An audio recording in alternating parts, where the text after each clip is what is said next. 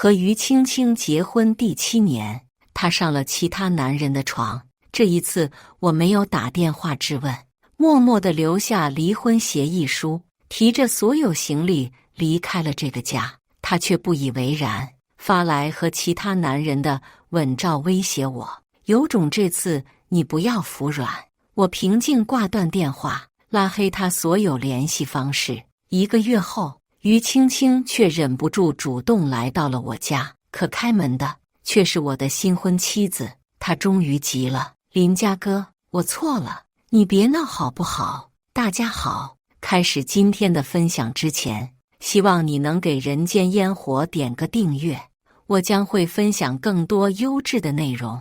7周年纪念日，我早早在约好的餐厅等于青青，可直到夜深，我都没见到她的身影。带着担心，我打去电话，只是电话一接通，于青青不耐烦的声音便传来：你明知道我在开会还要打断，你能不能不要这么自私？我关心的话竟被堵在了喉间。我小心翼翼地开口：不是答应好今天陪我过周年纪念日吗？那边传来重重的声响，像是将什么东西扔掉了，随即便是于青青烦躁的回答：你以为别人都跟你一样闲吗？我又没说不去，一刻你也等不及吗？我愣住，我也是有工作的呀，为什么在于青青的眼中，我倒像是个无所事事的闲人？一时之间，我不知道该说什么。于青青听我沉默，更加不耐烦地吐槽了句：怎么又要小题大做，把这些事拿到我爸妈面前说吗？我没。我的眼神灰败了下来，我原本激动的心瞬间沉了下来，解释的话也变得苍白无力。明明我已经提前告知了于青青，也曾说过假如她真的很忙就算了，是于青青拍着胸脯跟我说她一定会到的，怎么到了现在是我无理取闹了呢？我承认我很想跟于青青过纪念日，毕竟只有这个时候，于青青才可以好好的坐下来陪我吃顿饭呢。即便于青青这样误解我，可我仍然对于青青存在一丝希望。在于青青挂断电话的时候，我诺诺地说道：记得去珠宝店去一趟吧。我的话还没说完，电话就被挂断了。前段时间，我定制了一对新戒指，试图给她一个纪念日惊喜。我将发给于青青的信息写了删了写，想找一个更好的方式，可到底还是没有发送出去。我在餐厅枯坐了一晚上，客人陆陆续续的来了又走。我看表看了一次又一次，直到12点，服务员好心提醒我他们要打烊了，现在腿都有点麻了。我给于青青打电话，那边一直是无人接听的状态。只是刚刚出了餐厅，我看到于青青和一个男人手挽手走进了隔壁的酒店。我站在风里，还不到冬天，却觉得晚风这般刺骨。我不敢置信，拿出手机来，放大再放大。那个侧脸我实在太熟悉了，是7年的每个夜晚我看了无数次的脸庞，鬼使神差的。我按下了快门，照片拍好后，我再次给于青青拨通电话，这次她接了。我看到她在拿起手机的时候，表情充满厌恶。我忍住哽咽，问道：你在哪？怎么还不来呢？于青青连装都不装了，嫌恶道：我这里还有事，你自己吃吧，别总是打电话发信息，我会看，平白的惹人厌烦。电话被挂断，我听着里面传来的忙音，却看到他随即对那个男人展露笑靥。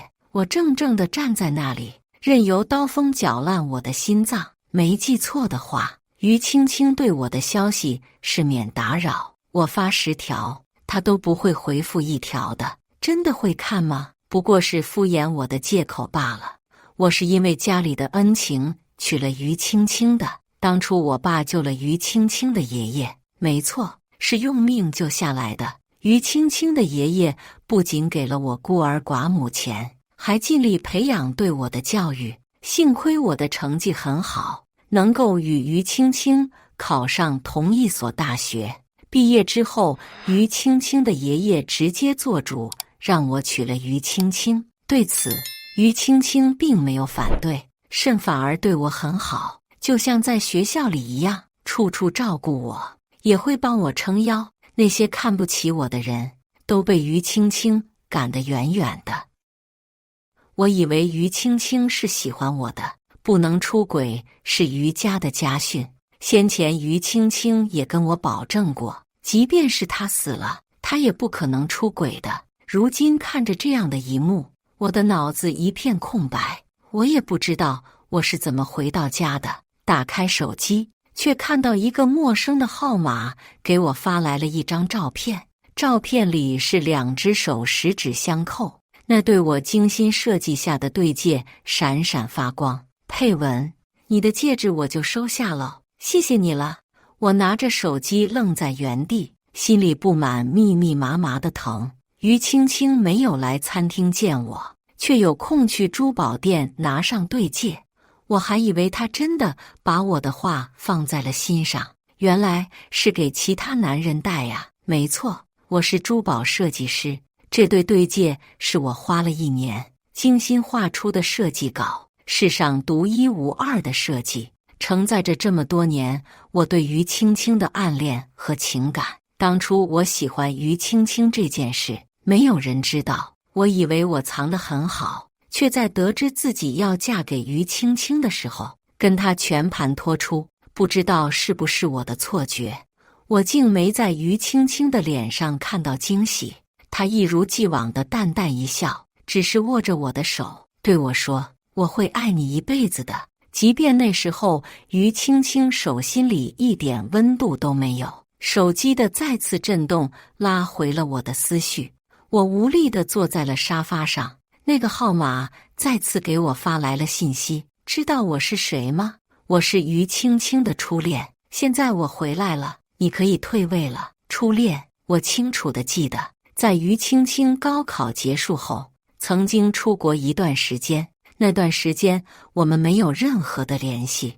但是有人传闻于青青在国外有一个男朋友，其中细节于青青没说，我也没问，毕竟那时候我们什么都不是，不过没资格吃的醋才最酸。等于青青回来以后，我们恢复了往日的相处模式，对于那个所谓的男朋友，无人再提起。于青青的心思是很重的，即便是结婚7年，我也未曾真的了解过他。他似乎不太喜欢把自己的真实想法表达出来。7年来，我像是摸着石头过河，一点点地参透于青青的喜好，尽量表现得乖巧，不让他对我厌恶。可是如今，竟然有人可以让于青青打破自己的底线，抛弃我给了他7年陪伴的人。我死死捏着手机，甚至都没有勇气给于青青打去电话。我冷静地给律师打去电话，让他给我打印离婚协议，淡定地去收拾这个家里属于我的东西。这个公寓是于青青当初用赚的第1桶金买来送我的，名字写的也是我的名字。可是7年来的生活起居都是在这个公寓里，走在公寓里的每个角落，都会让我想起所有的点点滴滴。我是如何爱于青青的，又是如何小心翼翼的，还有于青青是如何对我的。在外人眼里，于青青对我很好，眼里只有我一个人，可只有我自己清楚，我们之间他总是差点东西的。他的所作所为全都是例行公事。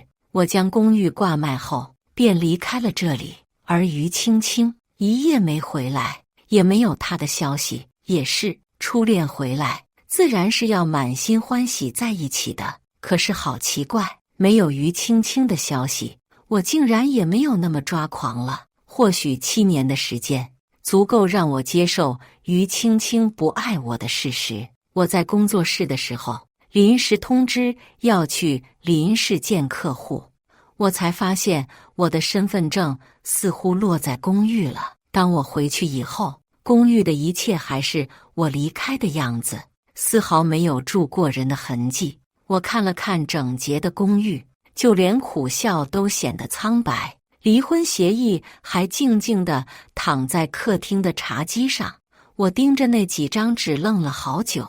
1周了，那个男人到底有什么魔力，能够让于青青如此着迷呢？算了，本就已经打算离婚了，于青青跟谁在一起，或者爱谁，都跟我没任何关系了。我找到自己的证件，转身要走的时候，却听到了开门的声音。我的视线就这样莫名其妙地和于青青相撞，于青青像是什么都没发生过一样，和平常没有任何的变化，只是眼中的冷淡更盛。你干什么去？简单的一个问题，我知道于青青只不过是随口一问，她不会真正担心我的事的。就像是有一次我去出差，害怕于青青不习惯，特地发去信息跟她说了一句，于青青只是淡淡的回复了个语气里带着疏离。那半个月里，于青青竟也没问我具体在哪，饭吃的习不习惯，就好像我不过是个可有可无的丈夫罢了。我们之间除了恩情，便是那一张具有法律效应的证。我也淡淡的回了句出差。于青青愣了一下，往日她一回家，我总是会热情地凑上去，索要一个吻或者抱抱，即便于青青不情愿，我每次都会耍赖得到我想得到的。这次的我冷漠疏离，倒是让于青青愣了一下，可她也只是迟疑了那么一下罢了。即便我习惯了，心里还是不受控制地紧了一下。你要的对戒。于青青将一个首饰盒拿出来，放在了玄关处，便弯下腰来换鞋。我突然想起来，我亲手设计的对戒，我自己还没戴，就被别人戴过了，忍不住泛起恶心来。我低下头看了眼于青青的手，没有戴之前的戒指，空空如也。怎么没戴对戒？本是试探性的问题，我却看到了于青青的身子一僵，马上又淡淡回答：你不是买了新的吗？那个丢了。丢了呀。我的心里传来了密密麻麻的疼痛。之前我和于青青结婚的时候，她家的公司资金链出现了问题，连个婚礼都没有举办。这对戒指还是我在参加工作的时候，我还是个助理，是我的老师送我的，虽然不贵，却很有新意。我确实是要换，却没想着扔掉，毕竟也见证了我们7年的感情。真的是扔了吗？还是说害怕瞿志远看到呢？要是换作平时，我一定会大吵一架的。可是现在没必要了，这种事你也要跟我闹吗？于青青不耐烦地拧眉，大概是我沉默太久了，她以为我要发作了。我对这对戒指有多爱惜，于青青比任何人都知道。之前我去洗澡的时候，不小心弄丢了，我差点没把整个洗浴中心搅得鸡犬不宁，就连警察都惊动了。当一群人帮忙找到后，看到是纯银的材质，纷纷对我侧目。他们不理解我是于家的人，身家过亿，竟然能够为了对纯银的戒指，连警方都惊动了。当时于青青赶来的时候，看到我闹这么大的动静，有些嫌弃，他训斥我，不过是个破戒指罢了，你激动什么？现在你要买什么没有？我委屈极了，直接红着眼回答于青青，它是你亲手给我戴上的，怎么可以丢呢？于青青似乎丝毫不能理解我的小题大做，甩手将我独自一人留在了场上。我知道于青青是觉得我给她丢脸了，以往只要于青青露出这样的表情，我总会凑上前去，抬手将她的眉头抚平。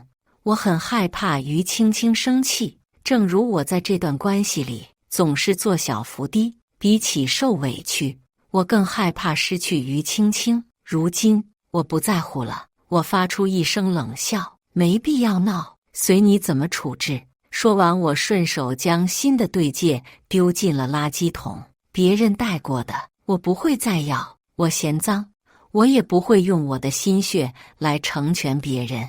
大概是我的所作所为激怒了于青青，她随手抄起了玄关处的一个陶瓷娃娃，摔在了地上。林家哥，你又在发什么疯？跟谁闹脾气呢？不就是没跟你过周年纪念日吗？至于小题大做，你多想想，你的安稳生活是谁给你的？巨大的声响吓得我一激灵，陶瓷碎片划伤了我的小腿，伤口处冒出了血珠，我竟然感觉不到任何疼痛。当初这个陶瓷娃娃是我在3年前的情人节硬拉着于青青去填色的，虽然不是那么好看，但也算是我们之间少有的一起完成的物件了。突然想起我和于青青的感情，就像这个易碎的陶瓷娃娃，只要静静放着，还可以安然无恙，却经不起任何的动摇。反正现在已经无所谓了。我拿起了我的包，随手将拍到的照片和瞿志远挑衅我的信息截图全都发给了于青青。一系列操作行云流水，于青青低头看手机，我看着她的脸色一点点变苍白，我冷笑。以前爱于青青的时候，她即便是做错了什么，我不想把事情搞得那么难堪，也想给于青青留下体面。如今没必要了。还不等于青青说话，我继续道：离婚协议在桌子上，我签过字了，等你定个时间，我们去民政局把离婚证领了吧。我刚要走，却被于青青死死抓住了手腕。你什么意思？我不过是和朋友叙旧罢了，至于闹到离婚的地步吗？你总是小题大做，你知不知道跟你结婚我很累啊。于青青眼中的厌烦溢于言表，似乎做错事的人是我，不是他。我冷笑，手腕处传来了火辣辣的疼痛，我拼命挣扎，这才抽出来。叙旧叙一晚上是吗？给我发个信息，让我不要在餐厅等你很难吗？我的戒指别人戴得欢喜吗？既然累了，那就离呀。说罢，我头也不回地离开了。门被我摔得震天响。我蹉跎了7年的时光，换来的竟然是于青青的狡辩。即便他真的只是和瞿志远叙旧，难道最基本的边界感都没有吗？甚至为了不让瞿志远难过，他扔掉了原本属于我们2个的对戒，还随意让瞿志远拍了2人带着我设计的对戒拍照。这一切没有于青青的纵容和默认，瞿志远怎么敢的呢？要是没有看于青青的手机，瞿志远又是怎么找到我的联系方式呢？晚上我便收到了于青青的微信，是一张照片，他和瞿志远的吻照，2人表情沉迷，不像是摆拍的。我以为我会难受，我也以为我会控制不住。奇怪的是，我内心毫无波澜了。我没有回复，隔了半个小时，于青青一个电话打了进来，原本我不想接的，转念一想，万一人家只是想跟我说去民政局的时间呢？林家哥，你确定要离婚是吗？于青青愤怒的声音从听筒传来，我愣了一下，难道于青青给我发来这张照片，不就是想让我确定离婚吗？我反问了一句，不然呢？过去的很多年，我对于青青的态度从未这般冷淡。于青青自己也知道，她对我有多么的重要，我有多么的舍不得她，她比任何人都清楚。曾经我也因为于青青和公司的秘书只不过是巧合的胳膊碰到了一起，被我揪着闹了好几天，秘书也被我骂到辞了职。为此，于青青跟我冷战了好几天。她厌恶地看着我，对我说：“林家哥，你简直无理取闹。”原来于青青是故意激怒我呀，让我重新无理取闹，然后被她将我讽刺得体无完肤。只是这次于青青打错了算盘。于青青没料到我会如此平静，竟然恼羞成怒吼道：“林家哥，你别后悔，有种这次你别服软，我还能高看你一眼。”也不怪于青青这么想我，当初种种，哪次我闹脾气不是自己主动低头认错呢？即便错的那个人不是我，于青青就只需要站在那里高高在上，我得仰望他。可是我仰望的脖子都断了，我不想继续这么卑微了。或许于青青出轨是一件十恶不赦的事情，可我们之间结束，又岂是仅仅因为一次出轨呢？我抿抿唇，没有什么情绪回答。周一下午5点吧，我知道你那个时候没事，我在民政局门口等你。末了，我还不忘提醒一句，别迟到了，没有人总是会等你的。电话挂断后，我陷入了沉思，似乎跟于青青结婚以后，我总是在等她。纪念日等她一晚上，做好了一桌子菜，等到菜凉。我过生日的时候，等到奶油都塌陷了。我总是给自己编织一个于青青，只是时间忙罢了，她仍旧会陪着我过的，只不过卡着点。短短几分钟，却让我误认为于青青也是在乎我的。没想到离婚那天很顺利，于青青难得来的准时，倒让我没想到于青青看到我的时候，眼神晦暗不明，反倒是我心里无比的轻松。于青青欲言又止，我装作没看懂，径直往里面走。此刻于青青的手机响了起来，她停下脚步，我却清晰地听到了电话那边的男声：“青青，我被车撞了，你快来医院。”我愣住，看着于青青脚步朝外走，我不免恼怒。在他冲出去之前，我吼道：“怎么？难道你连2分钟都不肯给我吗？他能给你打电话，就证明他现在还死不了。”于青青顿住，他回头看我，眼神像是在看什么异类一样。“林家哥，我现在没时间陪你胡闹了，你不就是故意把我叫来，让我给你台阶吗？志远是无辜的，你怎么这么冷血？志远帮了我很多，要不是他替我拉来投资，我也不会那么快东山再起。”话落，于青青没有给我任何说话的机会，急匆匆地离开了。我坐在了楼梯上，心力交瘁。到了现在，于青青还在以为我是在胡闹，在她的心里，我总是不堪的。我落寞地站起来，像行尸走肉般走在路上，满脑子都是当初于青青曾对我说：“嘉哥，感谢你能在我最困难的时候对我不离不弃。”原本是一句平淡的话，却在我的心中激起了千层浪。如今想来，这句话不像是对我说的，倒像是说给于青青自己听的。或许那个时候，他不停地暗示自己，我对他的陪伴足以感动他。而于青青说瞿志远帮助他这件事，为什么我不知道呢？忽的，耳边传来了刺耳的刹车声，我还没回过神来，身体被人直接拉到了一边。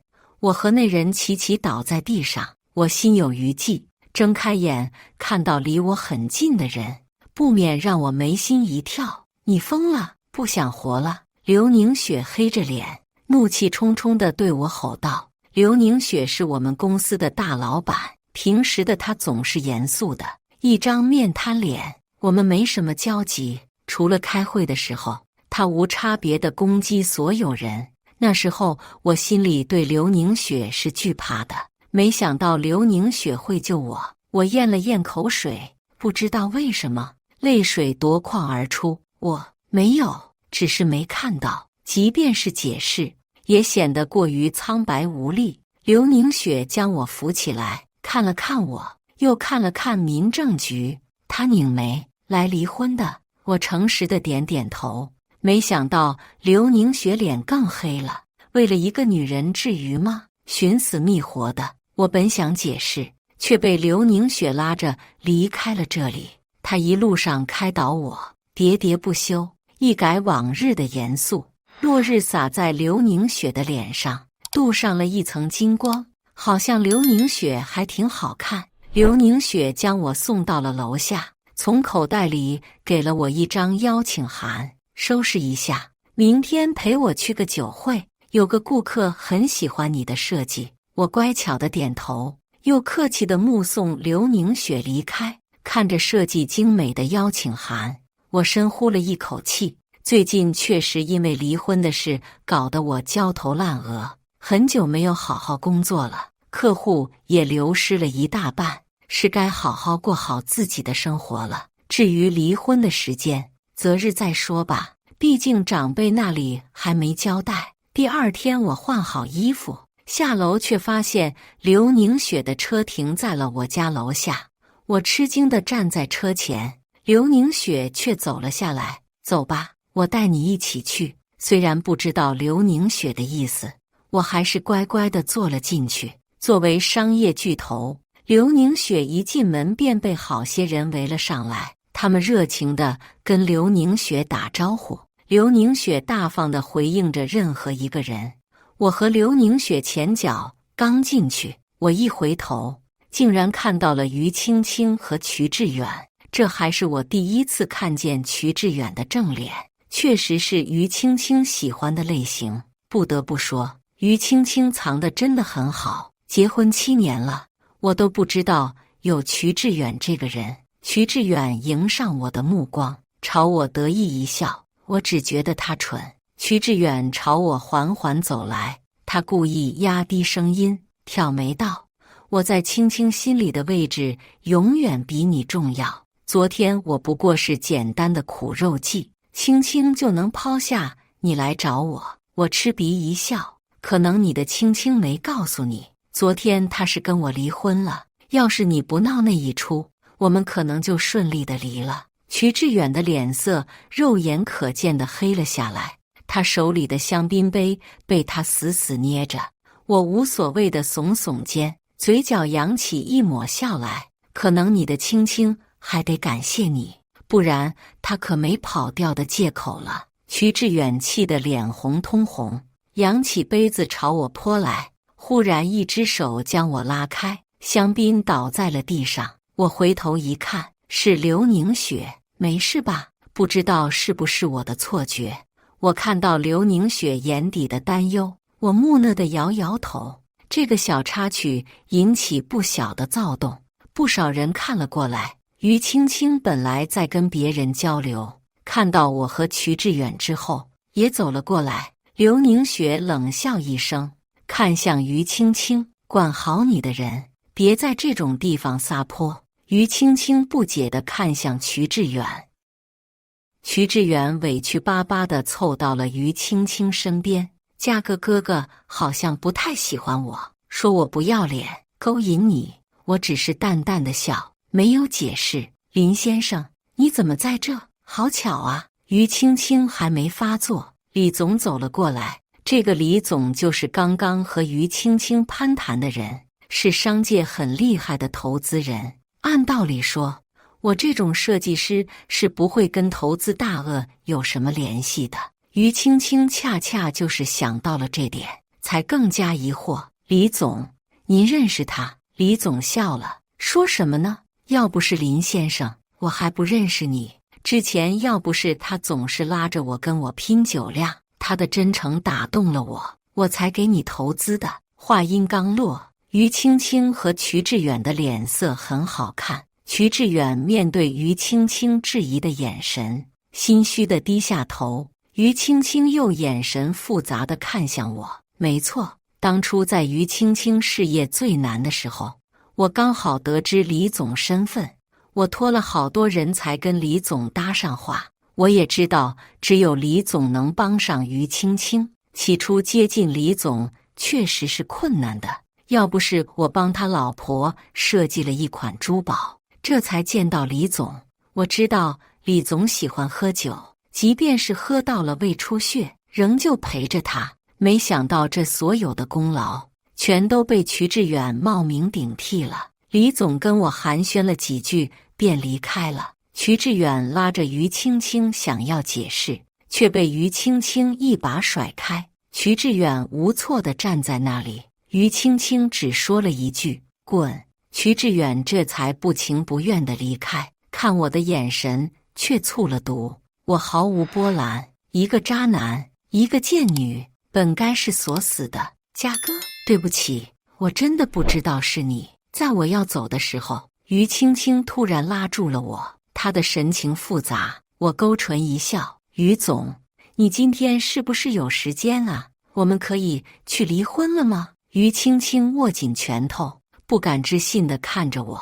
你来真的？为什么？刚好刘凝雪朝我走来，我亲昵地挽着刘凝雪的胳膊，大方笑道：因为我找到了我真正喜欢的人。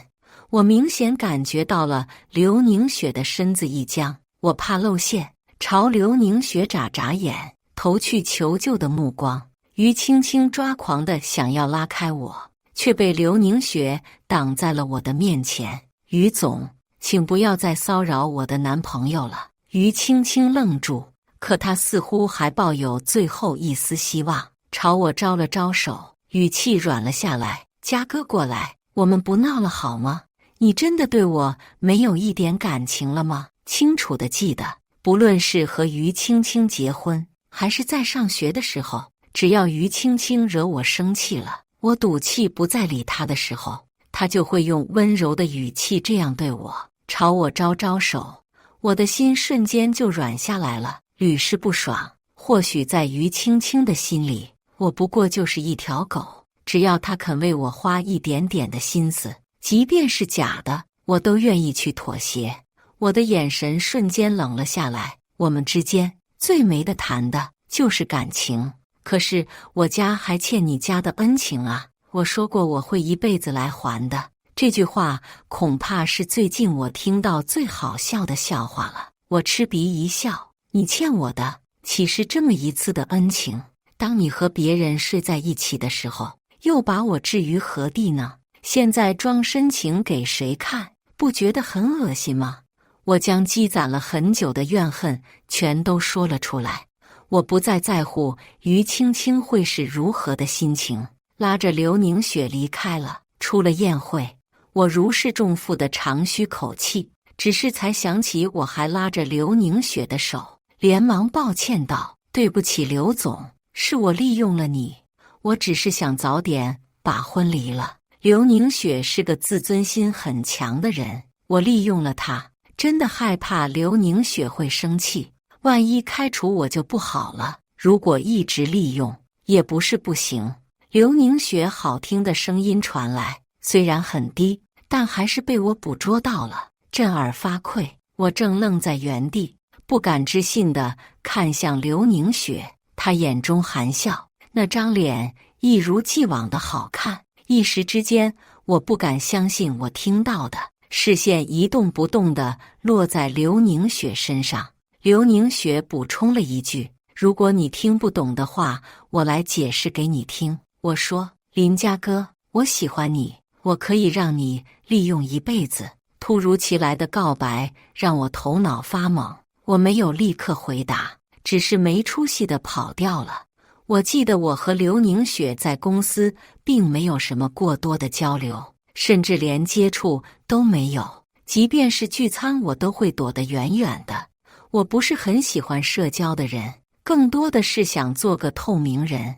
可能和刘凝雪离得最近的时候是在一次谈客户的时候，那时候我还是助理，我的老师突然 U 盘出现了问题，里面的东西都是我做的，他调不出内容来，便没办法继续讲下去。当务之急，我直接上台，行云流水地讲完了一整套理念，而刘凝雪就坐在我的旁边，眼神一瞬不瞬地落在我的脸上。事后，刘凝雪虽然没说什么，却将我直接提拔为设计师。难道是在那个时候吗？这么多年来，我的视线全部放在于青青的身上，在她之前，我的心里和眼里容不下任何一个女人，我更不知道该如何和其他女人相处。不怪我逃得如此狼狈，直到回到家，一切都像是一场梦。我消化不了。刘凝雪的信息随即发来，我手忙脚乱地打开手机，上面只是简单地写了一句话：先把你自己的事情解决了，再来上班。带薪，我可不想做小三。言外之意便是让我离婚。看着这句话，我忍不住笑出了声。原来刘凝雪也有这么可爱的一面啊！大概是于青青将我们离婚的事告诉了长辈。先是我妈苦口婆心地劝我，细数于青青好的地方，唠叨的我不厌其烦。最后我淡淡地说了一句：妈，于青青和别的男人上了床。我妈愣住，沉默了很久，直接闹了起来。自然不是跟我闹，而是去顾家闹了。这么多年来，我在我妈面前只说于青青的好，不让我妈担心。就算是于青青没有好，我也会编造。我妈不可能知道于青青对我不好。我妈的性格本来就泼辣，不会让我受委屈。一夜之间，顾家的人都知道了于青青做的混账事，跟我道歉之余，还让我给于青青一个机会。这次我的心不会再软，对他们统一口径。出轨的事，我不会原谅。顾家人没脸继续劝下去，我直接放话给顾家人：于青青要是不来，我直接起诉。离婚很顺利，只是这次的于青青没有当初的跋扈。在门口，她看着我，语气软了下来，充满乞求：嘉哥，我错了，别离开我好不好？我笑了，明明是狠话，却失了怨毒。于青青，我给了你无数次机会，7年的时间，我以为我可以感动你。我受委屈的时候，你视若无睹；受伤住院的时候，从来不见你的人。我无比珍惜属于我们之间的东西，可你弃如敝履。这样高高在上的你，凭什么以为只要你低头，我就必须要原谅你呢？我死咬着嘴唇，嘴里一股腥甜。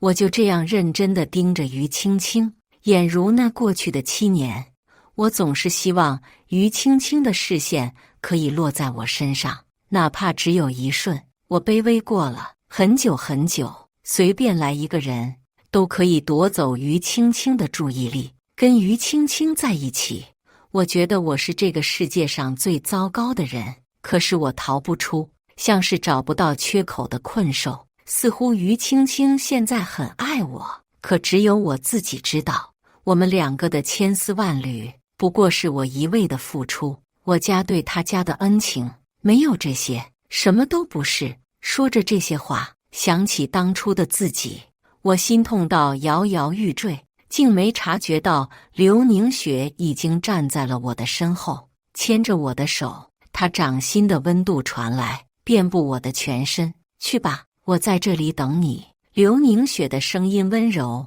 却能穿过我的耳朵，落入我的心房。往日总是我在对于青青说这样的话：我在家等你，我在餐厅等你，我在路口等你。每一次的等待都没等到，这一次我终于也被人等待了。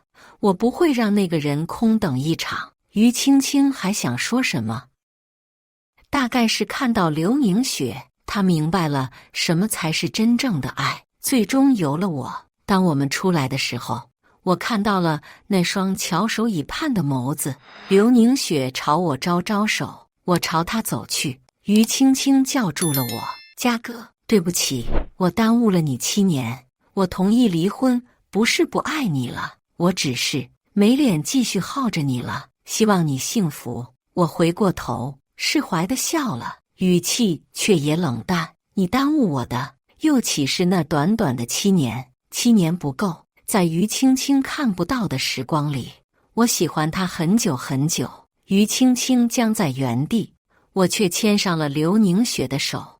我笃定于青青这辈子不会遇到像我这样的人了。为了她，我付出了一切，也曾为她拼搏过，委屈过，隐忍过。后悔吗？其实并没有。